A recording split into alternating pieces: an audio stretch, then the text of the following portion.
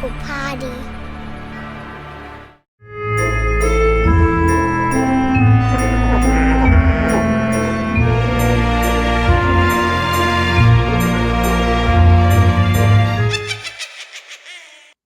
Hey everyone, happy Sunday. Welcome back to the Darkling Chronicles.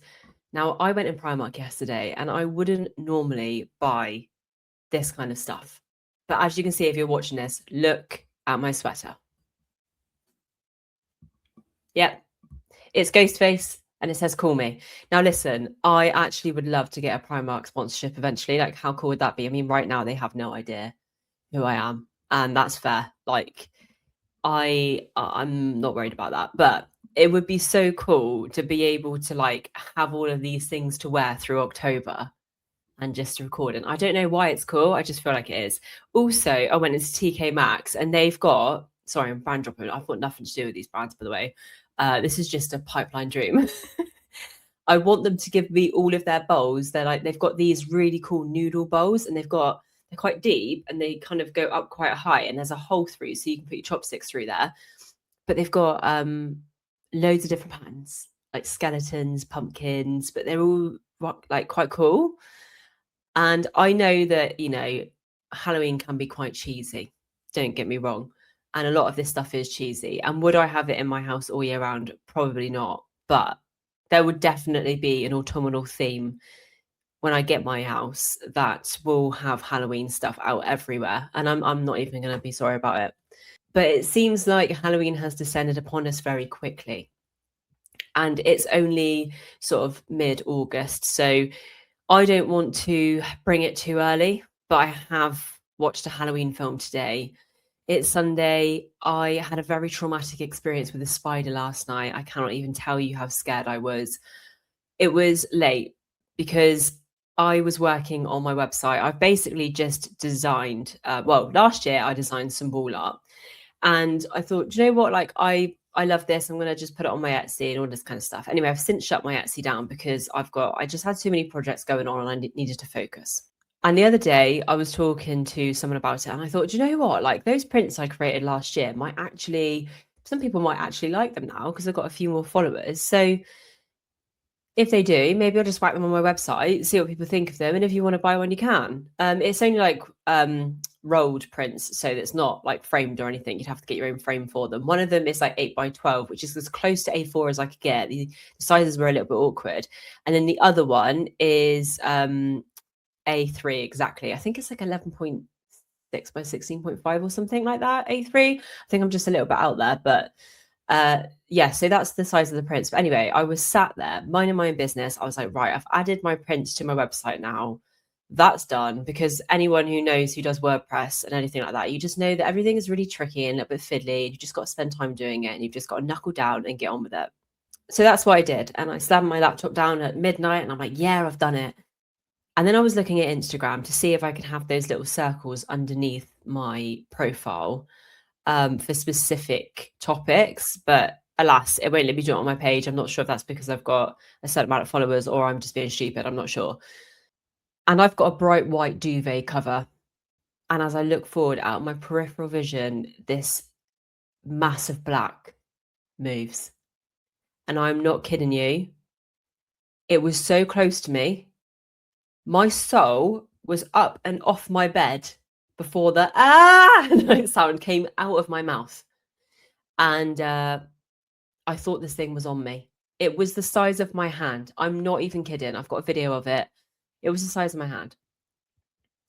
I don't believe in putting spider videos on my social media, by the way, because I have such an irrational fear of them and the way that they move that I would not put that on anyone else. I think we instantly feel unsafe as spider haters when we see one, and I can't do that to you, so I'm not going to put it on my story. Just know that it was the size of a hand. Probably the size of a palm. It was just horrendous. Anyway, so I flung out of my room, fucking top off, everything, flying everywhere. Thought this thing was on me. I've flipped my hair over. I'm scrubbing my hair out. I'm like literally just going crazy. I go back in my room with a mop. Okay, and I'm flipping over my pillows just to try and find this bloody thing, this ginormous whale of a spider, and it's nowhere to be seen. And I thought, right, well, screw that then. I'm going in the back room and I'm going to sleep in there. So I started setting the bed up in the back room and I'm like, okay. Now, bear in mind, I'm at my mum's at the moment. I think I told you guys in an episode ages ago, horrific breakup last year, moved home. Thank God my mum took me in. Obviously could get a place, but I thought there's no point in me just spending my money renting. So I'm back here, just swallowed my pride. I've saved a lot of money and it just is what it is. So I've gone in the back room to just try and get over this. But you know what it's like when you see a spider? I am so scared of them. I got goosebumps and I was just frozen fear. I've got the bed ready sorted in this room and I go out into the hallway because we live in a bungalow to turn the light off and just have done with my room. Turn the light off in my room, everything like that. So I get everything ready, go back out in the hallway, and this thing has crawled out of my bedroom, confirmed that it was the size of a hand to my brain, who was thinking, have I exaggerated? And it's looking at me, mocking me. Like, bitch, what are you going to do? I'm in the middle of the hallway now. If you want to go back to your room, you can't. If you want to go to the toilet, you can't. If you want to go in the living room, you can't. The only place you can go is the kitchen. And if I walk towards you, you can't even go in there because you're going to have to shut the door of the room that you're in and pray to God that I don't come in there. That's what it was saying. Anyway, long story short, my mum had to deal with it. And she hates spiders just as much as I do. But I am not joking. This thing was so big, I couldn't even move towards it. I've never had that with anything before where I just think, and I just don't believe in killing anything. I can't do it. I don't believe in it. Like, I can't kill anything. I don't believe it's right to do that.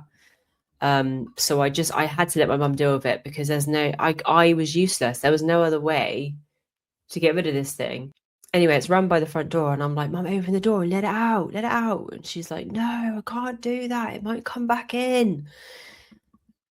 So this poor little thing ended up dying. And I have guilt about that. I really do.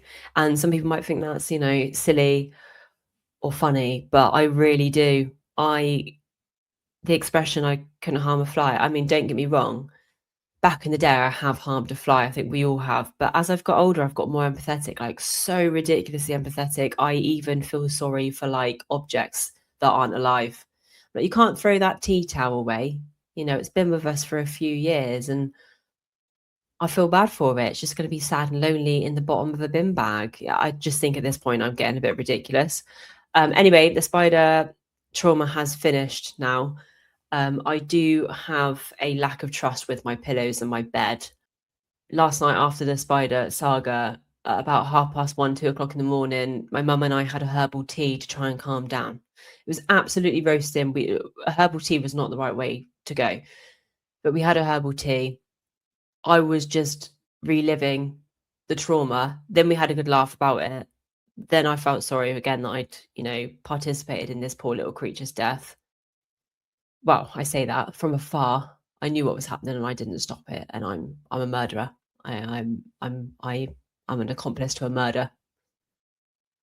And I thought, God, okay, well, I can sleep in my room again now. But I went in there and I've got one of those like hydraulic beds with all of this stuff like underneath, got like some organized things underneath. And I was like, I'm just going to have to prod and push all of this around to make sure nothing's under here. There is a slight gap where my bed is hydraulic between my mattress and my bed frame. So I've had to shove a towel down there because I'll be damned if anything's crawling up there and going to try and crawl over my face right when I'm sleeping. So I have checked every single bit intricately. It's now so late and I get into bed and I've had to keep the light on and I've basically shaken the duvet out so much, pulled my bed away from the wall a little bit and on like both sides and just had to shake my duvet and bring my duvet onto my bed so that I knew that nothing was crawling onto it. And I had to just sleep with the light on because I just thought I need to see if anything is in here. And I woke up and I felt like I'd been hit by some kind of steam train. It was an exhausting experience. And when you are genuinely petrified of something, I know it's irrational and I know it's completely stupid, but it doesn't make it any easier. Doesn't make it any easier. So now you know all about my absolute trauma last night. I told you I was going to read you this book which is Ghosts in the Garden of England, and it's written by Alan Tigwell. I can't remember his last name then. It's real stories, real paranormal ghost stories from the area of Kent. I did have a little skim read, just a random page, and just like opened it and had a little read of one story. But I actually thought, you know what, it'd be way more exciting if I don't read any of these ghost stories and we just read them together. So I'm just going to basically read to you. I don't know if that's creepy or not. You're going to have to tell me if it's creepy. You're going to hear the book sounds and everything. I'm just going to leave it all in there. And I deeply apologize that it's been 13 minutes of me talking about my spider drama before even getting to any of the stuff and the reason why you're actually here. So for that, I apologize tremendously. Now, I'm going to read you the introduction because I think it's important for us to understand Alan's mindset. And don't forget, I'm going to be putting this book, the link to this book, in the description. It's $5.99 from Amazon. It's one of those books that's really easy, kind of like dip in and out coffee table read.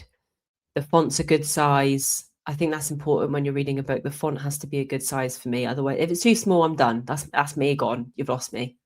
Could be the best book in the world, you know. Anyway, he says, introduction. Welcome to the Ghosts in the Garden of England, a book of true ghost stories experienced by people in Kent. This county is commonly referred to as the Garden of England due to its abundance of green spaces, hop gardens, and fruit farms. For those reading this from further afield, Kent is a county nestled in the southeast of England, just south of London. The area is full of history and is home to Pluckley, a village listed in the Guinness Book of World Records as being the most haunted in England. I would personally dispute this. There are other villages in Kent which are far more haunted. The stories in this book have never been previously published. You won't find them in any other books or anywhere on the internet, as they were told directly to me by the people involved. There are also personal stories from me, which give details about some of the paranormal investigations I've been involved with over the last 20 years. I have gone to great efforts to make sure the entirety of this book will be unique and new to you, rather than it being a retelling of well-known stories that have been around for many years. In the pages of this book, you will find some tales which are short and simple, and others which are more involved, such as the case I attended at Penedon Heath near Maidstone. The fact that these are true life stories of real people is what I believe makes them more frightening and chilling. As with anything written, slight editing has taken place to the stories. However, I have ensured that this was minimal to keep the experience true to life. All the stories are written the same way they were told to me. Where confidentiality has been requested, names have either been removed or replaced with another. However, the street and town of where the paranormal activity took place is the true location. Well, I think we should get stuck in. Let's do this. Alan says, now on to the stories. Although they run in alphabetical order based on the town, to set the tone, we'll start with my favourite story and the one that I was most involved with. This story is in Penedon Heath, Maidstone, and he's written here Sarah and Alan T. So I suppose they're the people who were involved with the story.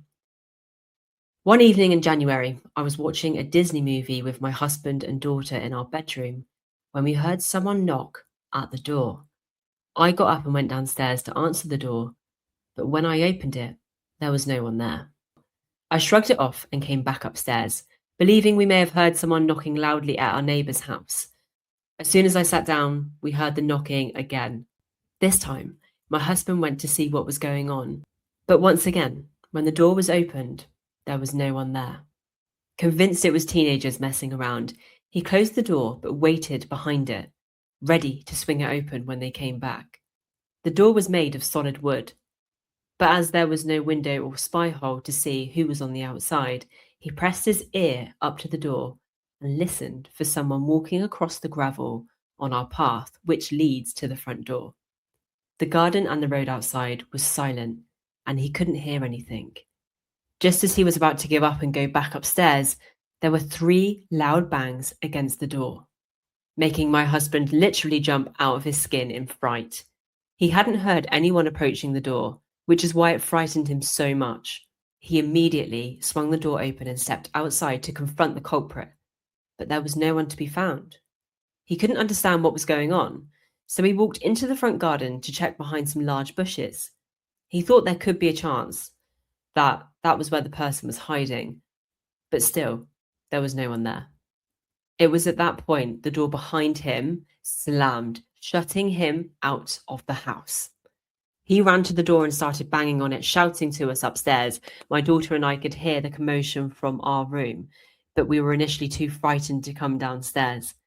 When my husband stopped banging on the door, he then heard 3 slow, loud knocks coming from inside, at which point he started screaming for us. Hearing the terror in his voice, my daughter and I agreed that we needed to get him back inside, so we were all together. We came down the stairs, flung the door open, and my husband, pale and obviously terrified, ran in and shut the door behind him. As he put the deadlock on the door, we saw there were long scratches on the inside paneling deep in the wood. We huddled together, listening for a moment in the house, but could only hear the movie which had been left on upstairs. After a while, we searched the house for intruders, but couldn't find anyone. Thinking the police would consider us crazy, they were not called. Several days passed and things went back to normal. However, although we made light of the situation, there was a different feeling in the house, something which has always made me feel uncomfortable. Alan's put, update from Alan. The above is a transcript of an answer phone message which was left for me. I contacted the caller and the following is what transpired. My first visit to the property was to initially meet the parents and to get an understanding of the current situation. It would also give the opportunity for me to explain my approach to a situation of this nature and whether there was anything I could do to support the family. We all felt this course of action would be useful before I met the children. They explained how they'd recently watched a TV drama series based on the case of the Enfield poltergeist, together with the supporting documentary where the investigator, Maurice Gross, was interviewed. During the series, they had noticed some similarities between that case and the activity which was happening in their home. However, luckily they had not experienced a situation where any of their family had been possessed by a spirit. After watching the programs and researching online about the case in Enfield, their main concern of involving a paranormal investigator in their situation was one of anonymity. They had seen how the Enfield family was portrayed within the press and online, and were obviously concerned about how publicity would affect their children. They made it clear they did not want to be in a situation where there was potential for ridicule. I explained, although I would be writing about some of the cases I had been involved with, their names and full addresses would never be revealed. I reassured them only the general location would be provided within the book or articles written. For the purposes of this book, I will refer to the parents as Sarah and Alex, and the children as Tom, aged 15, and Emma, aged 12. Reassured, Sarah and Alex went on to explain how the activity and events had begun and how it had escalated over the past few months, following a visit by a medium. This person was a friend of a friend and believed she was a psychic medium. During her visit, she told the family there was an ancient angry spirit in the house, and the only way to remove it would be to behave more aggressively than the spirit was. Under the instruction of a medium, the family started to leave camcorders running, took pictures around the house, shouted and ridiculed the spirit, and even threw things at where they saw shadows moving in the house. Everything they did was based on being aggressive to the unseen visitor, and the result was not a happy one. I have a lot of things to say about that. but I will carry on reading this story and contain my anger until the end. I'm sure that if you feel the same as me, you'll know there are just some absolute douchebag mediums out there. It just blows my mind. Anyway, prior to the visit and instruction of the medium, the activity they had experienced was only minor. Things which made them look twice or a little bit confused, such as shadows moving when there was no cause, lights blinking, and unexplained noises such as scratching and knocking in the walls of the house. However, after the visit and the change of approach towards it, Sarah and Alex explained rather than quiet the spirit into submission, they had actually angered it and increased the frequency and ferocity of the activity towards them and their children. Both the children had told their parents independently about seeing a woman in their bedroom late at night. Although Emma had woken up and seen the figure on at least 3 occasions, it was Tom who had the marks to show. He had been woken up by his bed shaking and feeling searing pain on his arms and legs. When he had run to his parents, they checked him over and found scratches all over his body. Tom also explained to his parents that when he woke up, there was a terrible smell, something like rotten eggs. Sarah and Alex weren't immune to the spiritual attacks either. Alex explained how he was having a shave one day. He had looked in the mirror to see a face of someone looking back. It was his body, but his face had morphed into a hideous old woman with dark, leathery, wrinkled looking skin. A feeling of intense anger had suddenly overcome him, so he had taken a step back, blinked, and the face and the negative feelings had gone. He was himself again. Sarah recounted her story. She was in the kitchen cooking Sunday lunch when all of a sudden she'd received what appeared to be a punch in the stomach. She had doubled over and clutched where she had been hit, only to feel a hard smack against her cheek, hard enough to knock her to the ground. When Alex came to see what the commotion was, he saw the red mark of a handprint on Sarah's cheek. The spirit had definitely become physical with the whole family, parents and children alike. Everyone had experiences of being pushed around the house, including Emma, who had been pushed down the stairs at one point. Luckily, she managed to grab hold of the banister as she was falling. Otherwise, she would have received a serious injury. Sarah also explained how she'd woken up in the night and felt something breathe on her neck. Worried it was one of the children, she put the light on only to see the shape of an adult person standing behind the curtain. The curtains had then suddenly been pulled violently apart by an unknown force, and nothing was there. As Sarah, Alex, and I were discussing their experiences, we heard a thud upstairs and all went to see what the cause was. We found a mug in the middle of one of the bedrooms. Sarah and Alex said it wasn't there earlier, and they used the opportunity to show me around the upstairs of their home. We were going back downstairs to continue our discussions when we suddenly heard footsteps coming from the hallway upstairs. The hall had stripped pine floors, as did many of the rooms in the house. I went up on my own to look around, but no one could be found. I checked everywhere I could, even areas such as under beds and in wardrobe. When I asked Sarah and Alex about the history of the area, they told me they weren't aware of anything important. It was during this conversation that I suddenly felt someone slam their hands down my shoulders. Sarah and Alex said they could see my shirt being depressed onto my shoulders and heard the slap of skin. Again, no one was there, and no logical explanation was forthcoming. However, the atmosphere in the room felt oppressive and uncomfortable. Sarah and Alex explained this was the type of thing that happens to them regularly.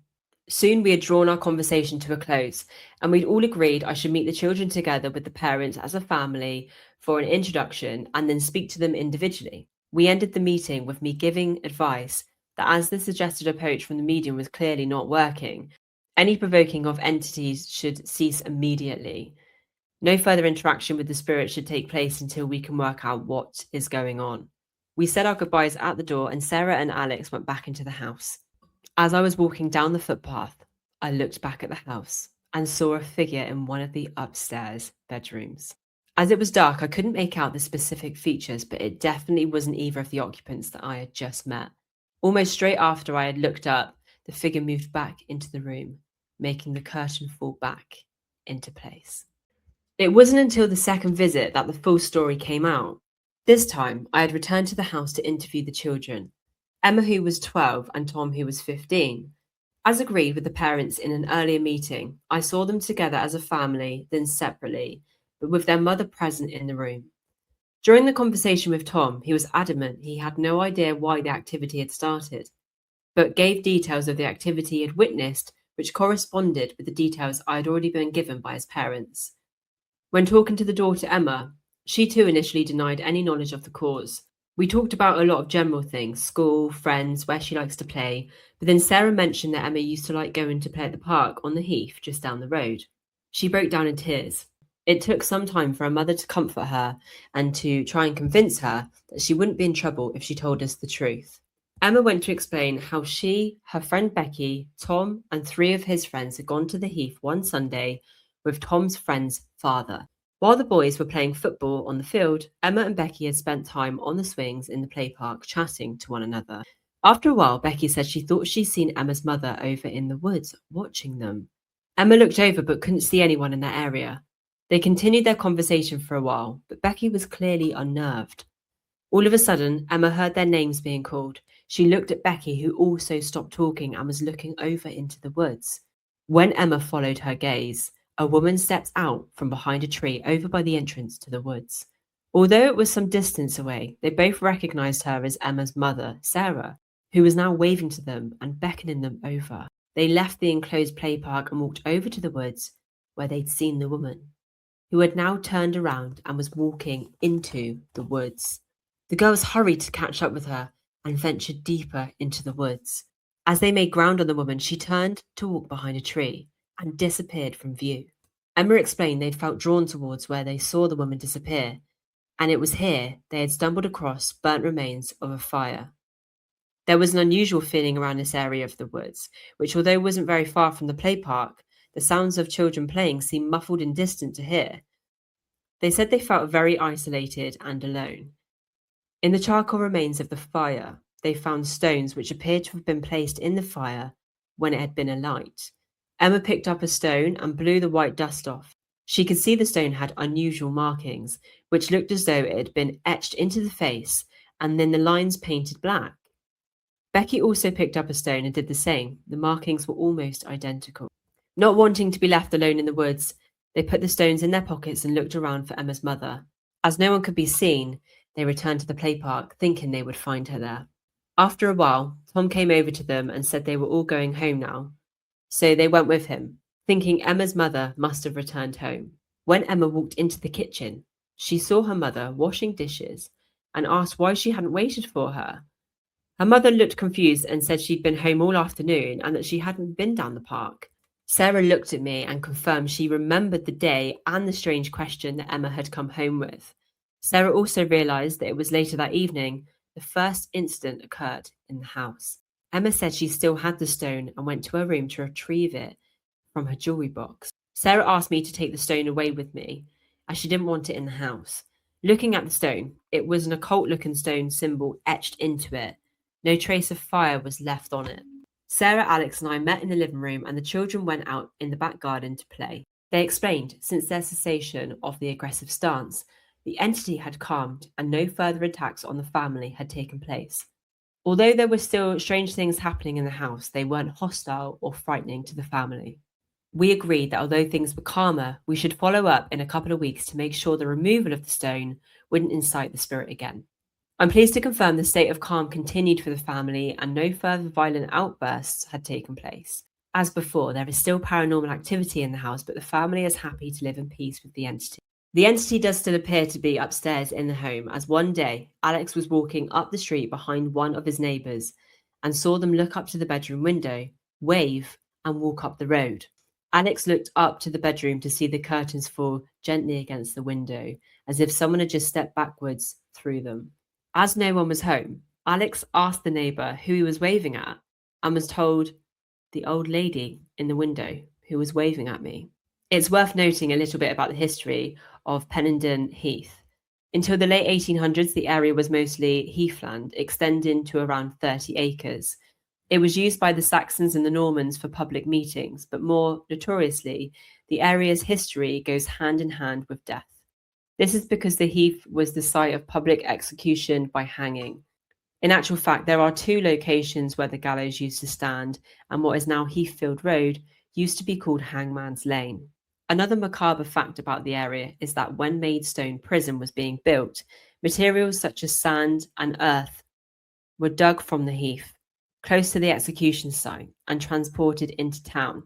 During this time, more than 300 skeletons were found, presumably the bodies of the executed. Perhaps relevant to the case in hand is that the heath was also an execution site for 6 alleged witches in 1652. They were found guilty and sentenced to death.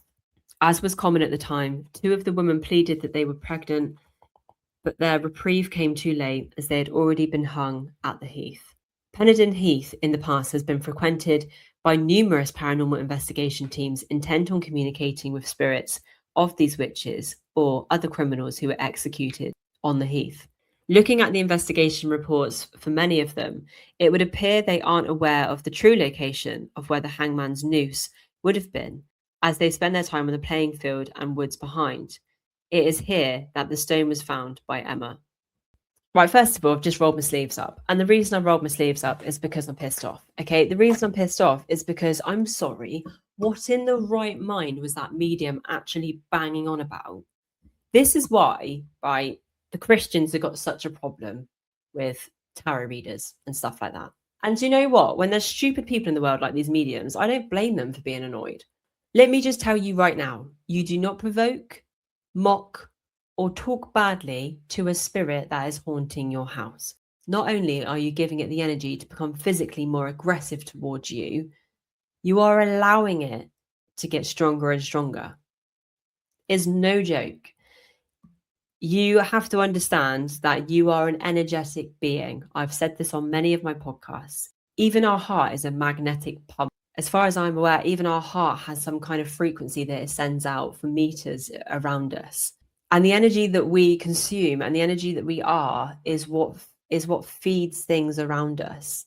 If only humans could actually understand how important our energy is. We are energetic beings. Someone walks in a room, our energy doesn't like them, and our hairs and our body react before we do. It's a signal that comes through. There is an energetic field around all of us. We pick up on things constantly throughout the day, and we just take it for granted. You pick up on these things for a reason, because however you want to put it, I just believe that spirit or our soul or something is trying to keep us safe from negative energy, right? So when you live in a constant state of anger, jealousy, rage, fear, just all of these negative low vibration energies, you are susceptible to be fed on by these things. And just in general anyway, those emotions create an energy that is so big to these negative things, right? That they just can latch onto that. And it's like, I don't know if they become negative because you are giving out negative and that's how it works. Because I know that also this ghost in the house wasn't being like that before they put that energy out there. I have no idea on the admin of how this all works, but all I know is that that medium was not doing the work that they were doing in the intention that most should. Okay. Most mediums I know are kind, they're loving, they're empathetic, they're compassionate, they're considerate. They would never tell you to swear at an entity in your house. Let's just use narcissism as an example, okay? Narcissists can mask. They mask very well. People in the world think they are charming. Reality is, as soon as you don't feed that supply anymore, their mask slips and they become an asshole, okay? These people who tell you to do this stuff are wearing a mask. They're wearing a mask that disguises their true intention. They may be into some darker shit that you don't even know about. And they might find it just funny to know that your house is now raging ball of anger and there is stuff going on in your family being threatened. People with the right intentions will never, ever do that. They'll never put you in any danger at all. So for goodness sake, if you see a medium, I will not just see any medium willy-nilly now. I'm telling you now, people have had experiences where these dark entities have followed them home and made their life absolute hell. And I don't blame those people for never wanting to see a medium again. I don't blame them for turning to Christianity and just saying, no, all of it is the devil. I don't blame them, because the way that some mediums, I use that word loosely, are showing up in this world is evil, pure evil. They're not actually protecting you or anyone. I don't think they've even got any, not either they're just stupid and they've got no knowledge of how to, or they are actually just doing it on purpose. And in my sense, I don't believe that a true person who gets into mediumship, who tells you to do shit like that, is actually doing it because they love it. I think they're just doing it to make a bit of quick money and just to fool people, because maybe themselves, they don't believe in themselves, or maybe they do, and they're trying to like impress some kind of dark spirit. I don't even know how you would do that. But just be careful of who you go to. Make sure you ask them questions. Do you bless this reading? What are your intentions for me for this reading? Do you have my highest good in mind when you're giving me this reading? How do you work? Find out about them. You are an energetic field. If you start getting a little ping on your satellite dish saying this one's off her nut, get out of there, because I'm telling you, not every medium has your best intentions at heart. They just don't. That was my 2 pence on that woman anyway. Really sad that this is such a well-known place for women who died back in the day, and we all know that they were just strong women who probably had an opinion, who didn't want to buy into that version of Christianity that I've spoken to you about before, which is all like bullshit and just hate and just not very kind and not coming from a place that Jesus would actually want you to, which is a place of love and acceptance. And you can call that whatever you want, the universe, spirit. I just think a lot of people created rules for everyone back then, and women seem to be the people who were more hard done by those rules. And these poor women who were killed as witches, probably just because they used their voice, probably because they found a herb that worked in the woods that could heal a wound quicker. You know, it's absolute fucking nonsense. And I totally understand why their spirits aren't at rest. One thing I'm really interested about is when they turned past this tree and they found this little burnt area with these stones on, it felt like that was quite recent. It didn't really feel like that was anything really to do with these witches, but maybe there was, if it was a cult thing, maybe there was a sacrifice there. You just don't know. There are a lot of people who do sacrifice people in this world, and it's more than you think, and it's fucking weird. But yeah, let me know what you think about the story. Sorry to bang on so much about the medium, but it really infuriates me because we have to be so careful. We are tipped on the balance between good and bad at all points. You are one decision away from making the biggest mistake of your life at all points. You have to choose the higher road and the love every single time. You have to choose your peace every single time. Yes, we are human. There are moments we are going to want to smack someone for Q jumping when it's 28 degrees outside and our hair is stuck to our face. We just have to breathe in those moments and try to regulate ourselves. But ultimately, we are in a war of good and bad. And it's like, what side are you on? You know, I know what side I'm on. And I don't say that to go to heaven, because I believe that heaven and hell are both here on earth. It's your perception or experience of what you want to have and who you want to be that makes it seemingly either way. And I don't believe that there is a heaven. I believe that we will go home, and home is full of love and peaceful energy. And anyone in near-death experiences says they love their family here, but they just don't want to come back because they have never felt love and peace like it. And my goodness, if we've all got that to look forward to when we die, then not bring it on, because I'm not quite ready yet. Got a lot of things I want to do in this world, but how lovely. What a lovely thing to actually know. Anyway, let's move on to the next story. If you've got any comments about that, by the way, let me know what you think. What do you think? Who do you think the woman was? Do you think she was a witch? Do you think she was someone who was sacrificed? Do you think she was something darker? I just believe that if she was something darker, she's obviously followed this little girl home for a reason. And I just believe if she was something darker, she would have been creating really horrible, negative things for the family from the get-go, not just when they became negative towards her, you know? So it's an interesting one. This next story is Arlington, Ashford, and the name given is Thomas S. Several years ago, when I was 14, I was studying at the home of my friend Stephen. It was a Saturday night and we were watching TV till quite late. It was nothing out of the ordinary and certainly nothing scary, as my friend's mum wouldn't let us watch that type of thing, no matter how many times we asked her. Once the film ended, we headed upstairs to his room and got into our beds. He had a bunk bed, and as the guest, I got the top bunk. We were both playing on our handheld consoles, Game Boys, for a while. When it got to about midnight, his mum came into the room and told us it was time to go to sleep. His mum switched the light off, and the only illumination was from the streetlights outside, casting a dim orange glow into the room. Although the curtains were closed, the light shone through the thin material. It was very dim and only just illuminated parts of the room. It wasn't often I was allowed to stay up this late, so I felt exhausted, and it wasn't long before I was dropping off to sleep. I could hear Stephen in the bunk underneath, breathing and slightly snoring. It was clear he was already asleep, and the room was otherwise silent. I could hear the TV in the living room downstairs. His parents were still up and awake, but they had turned the volume down so not to keep us awake. In the state between being awake and asleep, I suddenly became very aware of something I can only describe as being off in the room. It was August, and the temperature in the day was uncomfortably hot. The nights were also warm, but not as uncomfortably so. However, as I lay there, the temperature of the previously warm room dropped. It had dropped drastically to the point where I now snapped out of the almost asleep state and I was now shivering with cold. I pulled the duvet up around me to try and warm myself up. As I tried to fall back to sleep, I heard a very faint noise. At first, I thought it was coming from the TV in the living room downstairs, but then I realised what the noise was.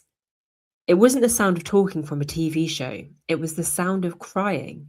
I also realised it wasn't coming from downstairs, it was actually in the room. The crying was soft, as if someone was trying not to be heard. Thinking it was Stephen, I looked over from my top bunk down to the bunk below. I could just see Stephen in the light from the outside, and he was clearly asleep and definitely not crying. I lay back on my bed, wondering what was going on. The crying continued, and I realised where it was coming from. It was emanating from the corner of the room, next to Stephen's bookshelf. The large stack of shelves didn't quite fit into the corner of the room, and it left a small gap between itself and the wall. It was here that the sounds were coming from. Some people may say that it may have been my sudden fear, that I was tired, or that there wasn't much light in the room. But I swear I saw a shape in the corner of the room, in the space. It was like a dark, hunched figure. As the room got colder, I felt my duvet start to slowly be pulled off the bunk. I grabbed hold of it and held it tightly, terrified at what was happening. I could feel something pulling it.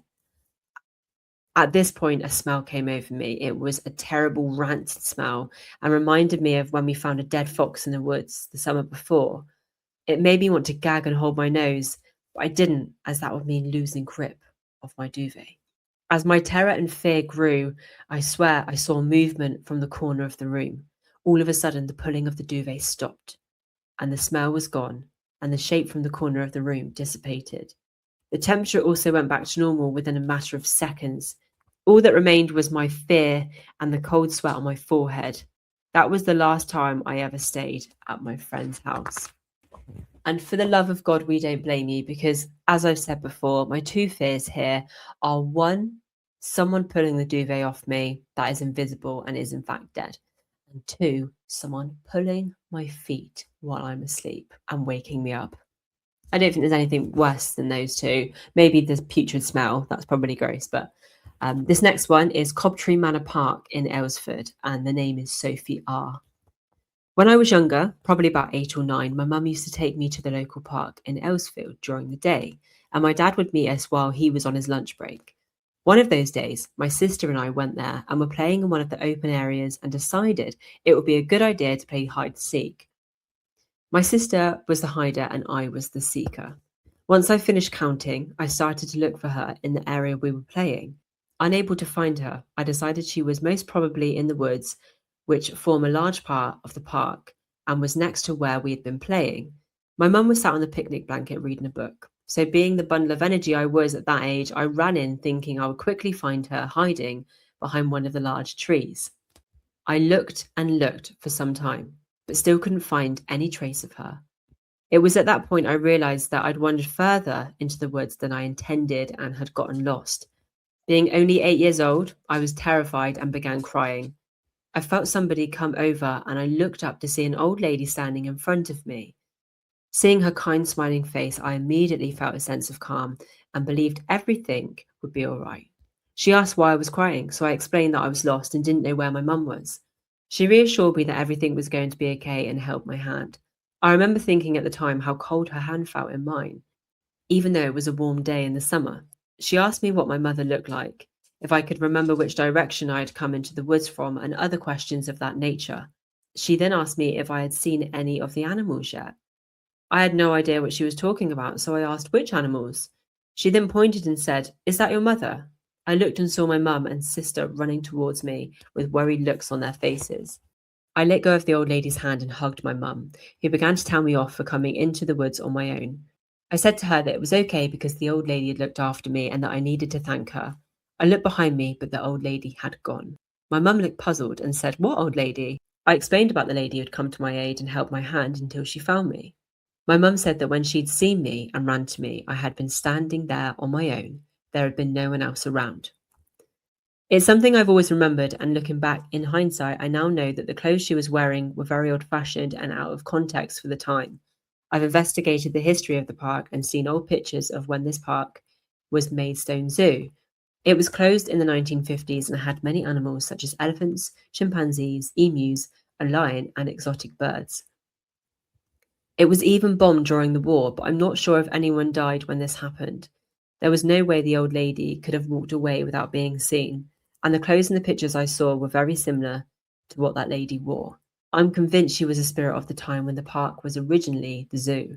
The only building left from when the zoo existed is the Elephant House, which is now in a rather dilapidated state, but once housed two elephants called Gert and Daisy. There is also a secret hidden location in the park where the graves of some of the animals can be found. That's a really cute story. I love that. I thought that it was going to be another case of, oh Christ, here's another spooky old entity who wants to steal this child. But no, she just wanted to get home. That's lovely. And the fact she asked her about the animals as well, I think she's right. I think that this was definitely a person who was around from that time. This next story happened on the A20 in Bearsted, and it's from David F. And they say, one evening my girlfriend went to a party at one of her friends' houses. I was due to pick her up once it had finished, but as I'd never met the girl or knew where she lived, although I knew which village, I was going to rely on inputting her postcode into my sat-nav. When it came time to collect her, she sent me a text with a postcode, so I set off on my way, which took me down the M20 towards a village called Leeds. This village is where Leeds Castle is located. I'd been there before, so I knew which junction I would have to leave the motorway on. As I was passing the Maidstone junction, I noticed the sat-nav was going to take me off the M20 early and connect me to the A20, which goes through Bearsted. This road runs parallel to the motorway. I knew this was a junction too early, so I was going to carry on and let the sat-nav automatically readjust the route on the way. However, as I neared the junction, I started to feel a surge of anxiety. It's as if something was telling me to get off the motorway. I don't usually have feelings like this, so I decided to trust the sat-nav and follow the route it was telling me, even though I knew it would take longer. About 5 minutes later, I was driving along the A20 and I saw a man in the distance standing on a corner. As I drove closer, I saw he was one of my friends, Alex. At the time, I thought it was strange. He was dressed completely out of character for him. He was wearing smart black trousers, a black shirt, and a red tie. Normally, he would have been dressed in jeans and a t-shirt. As I drove past, I opened my window and waved and shouted at him, but he just stared at me. His eyes were strange, vacant, and emotionless, but they followed me as I went past. I went on my way, feeling a little uncomfortable at the encounter and the way he had looked at me as I went past. I soon found the house where the party had been and collected my girlfriend. As we were driving back and about to join the motorway, there was a lot of police activity and we were told the motorway was closed. We had come back on the same road I had driven earlier, and I was a little anxious as to whether I would see Alex again. As we drove past the corner where we'd previously seen him, there was no one there. We put the radio on to see if there was any news as to why the motorway was closed, and we learnt that there had been a terrible fatal accident at the same time I would have been driving along it earlier that evening. The traffic report told us a car had been travelling on the northbound carriage and lost control and had somehow flipped over the central reservation into the oncoming traffic. I had never been so grateful that my sat-nav had taken me on a different route. Had I not left the motorway when I had, I would have been involved in that accident. When my girlfriend heard this, I was shocked to hear her say she hoped Alex wasn't caught up in the accident, as he had been at the party with his new girlfriend, but had left before I arrived. She described him as wearing the same smart clothes I saw him in earlier. He had made an extra special effort as he was trying to impress his new girlfriend. The next day, we received some terrible news. It was Alex's car that lost control and caused the accident, and he had been declared dead at the scene. There was no logical reason for me to have seen him standing on the corner of the road I was driving on, or why my sat-nav took me off the motorway when it did. I still can't explain it to this day. Oh, that actually choked me up reading that. That was really hard. Oh, bless him, just trying to impress his new girlfriend and then he died. That's absolutely horrific. I've heard so many stories where people have died and the person hasn't realised yet and they've seen them. And then later on they found out that they died at the exact same time that they would have seen them. And it makes no sense, but it's happened, you know, and these people have got to accept it.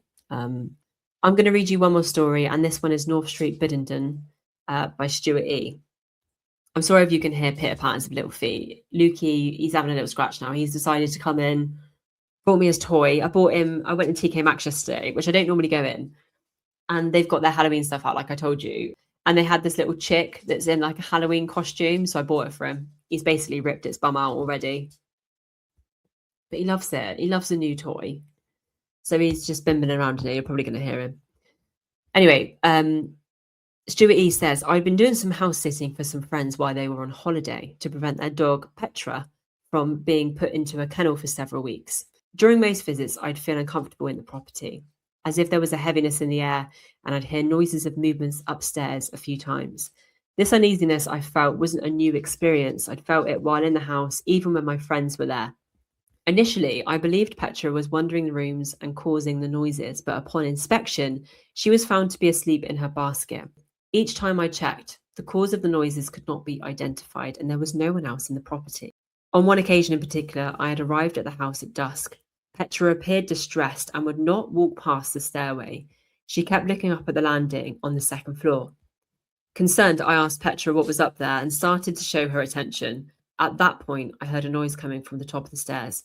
Startled, I looked up the stairs to see a tennis ball come bouncing down them. It rolled behind the open front door, and Petra, who would normally never let a tennis ball get past her, watched it roll past. She then looked back up the stairs and stepped aside as if avoiding someone.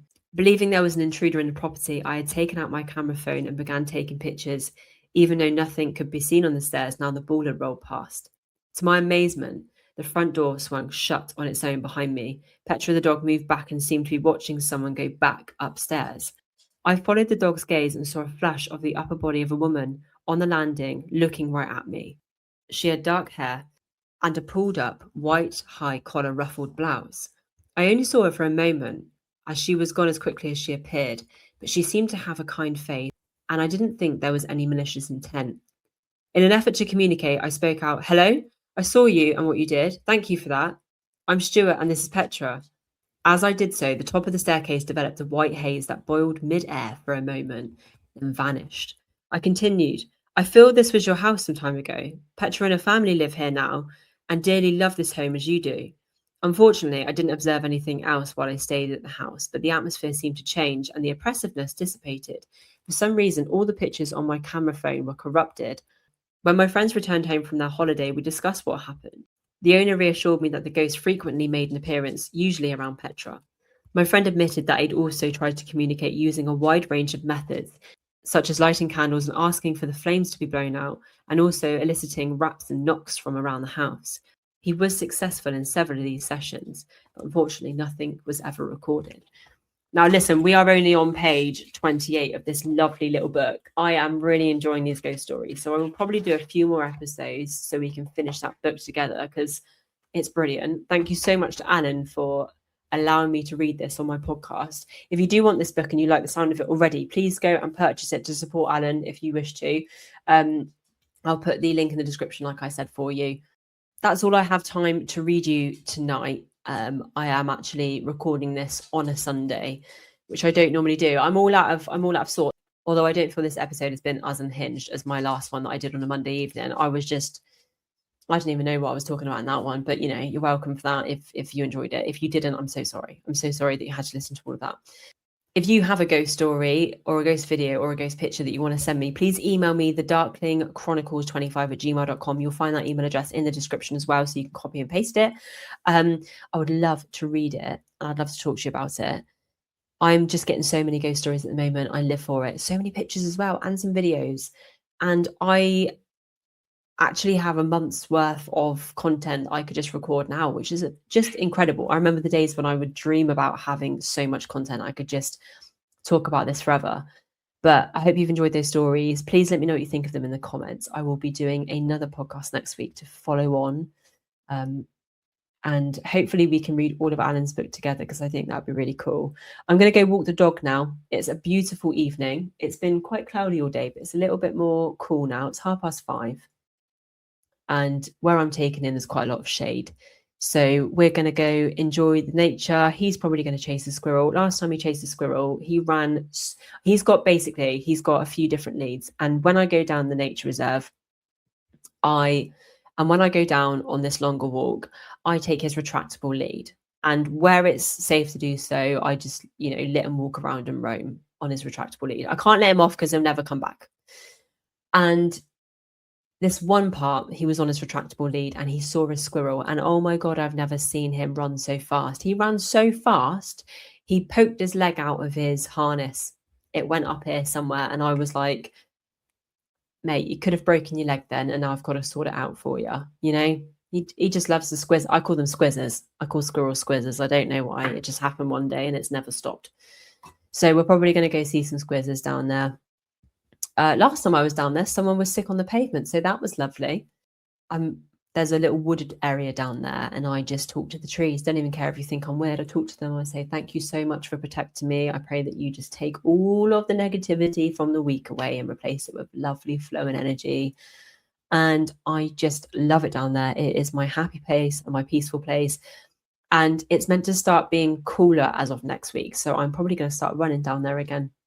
And I love it. Anyway, whatever time of day you're listening to this, hope you've had a good one, or hope you're going to have a good one. And I'll catch you lot in the next episode.